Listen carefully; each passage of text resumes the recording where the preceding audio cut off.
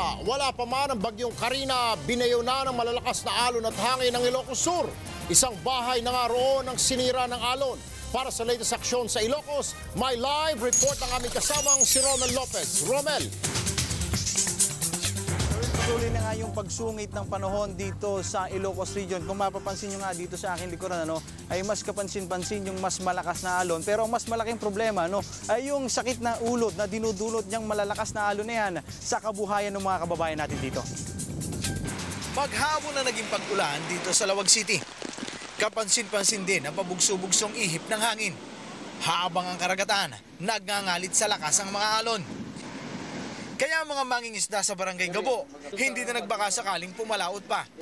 Ang kita sana nilang 1,500 pesos na uwi sa bokya. Malalaki na yung mga alon. Sir.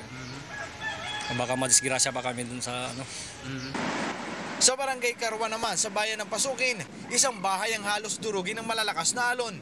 Yung alon nga, pinapasok, tapos talagang sisirain. Sa kabila ng banta sa kanilang mga buhay, wala raw balak lumikas ang mga residenteng nakatira sa gilid ng dagat. Kinumpuli na lang nila ang nasirang bahagi ng bahay, habang ilang mga residente tuloy naman sa pagkuha ng redstone sa dagat para ibenta. Pang-kuhan sa buhay namin, pang-tustos lang kasi mahirap, di kayo magkapalaot.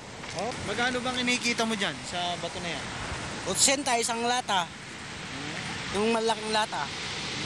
So, handa mong ipagsapalaran yung buhay mo, yung 80 pesos sa ganyang kalalaki alon? Oo, Bakit? kasi yung hirap ng buhay. Malakas na rin ang hampas ng alon sa Narvacan, Ilocos Sur.